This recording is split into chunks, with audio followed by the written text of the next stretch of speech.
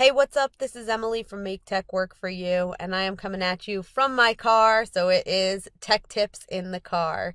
Today's tech tip is about life and about spreadsheets and about bravery and all kinds of things. So let's get into it. So I'm going to traverse across my tabs in a little story today.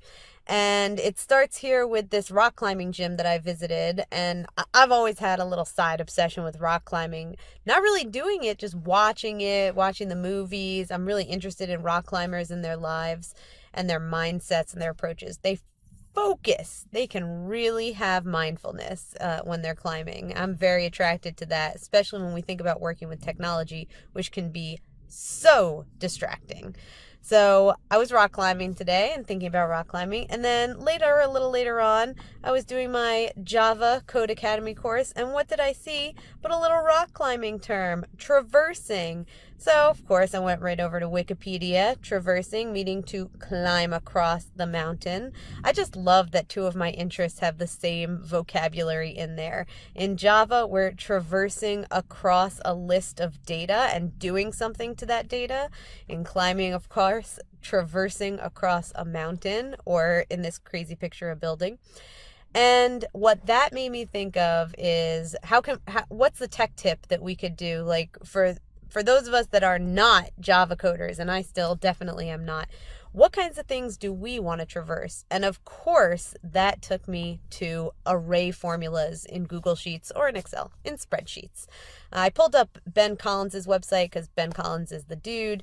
He's got the best Google Sheets stuff out there. But I'm going to show you what an array formula in Google Sheets is, how you can use it, and why it is the bomb, and you need to be traversing your data with array formulas.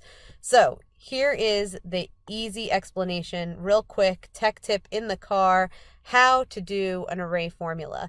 So, of course, like Ben starts out, what is an array formula? So let's say I wanted to do a formula for each of these values. Let's say I wanted to know, is it greater than the number 4? And I'm sure many of you are familiar and aware that you could do a number of different ways to drag this formula down, and you would see the value change each time what is being evaluated here. Is it B7? Is it B6? Is it B5? That's great. What if this list is always getting bigger? You don't want to have to always drag down your formulas. So we want to traverse this list, however long it is, in one formula. So we start off again with just our regular formula, right? Just in one. And then if you're editing that formula, and for me, I'm on my PC, so I hit Control-Shift-Enter. So on a Mac, it's going to be slightly different. Or you could just type in array formula and put that formula that you had in parentheses. Okay, that didn't do anything different.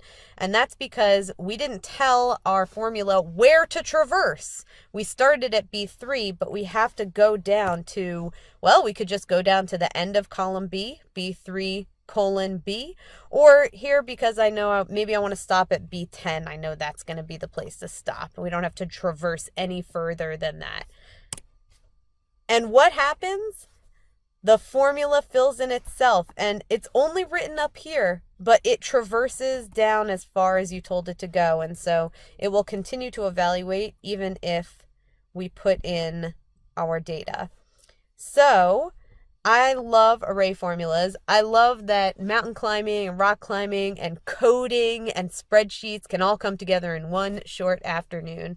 And array formulas are absolutely the best, hottest new thing in the spreadsheet world for getting rid of the idea of dragging a formula down or copying a formula down. And not just that, making sure that our formula will always be evaluating even if our data list gets bigger. So here I'm going to say, let's go just all the way to the end of B, and it will continue to do that.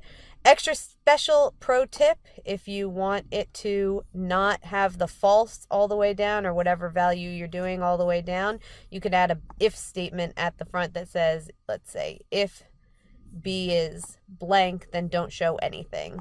So I'll show that in another video, but I hope that you enjoyed this tech tip in the car.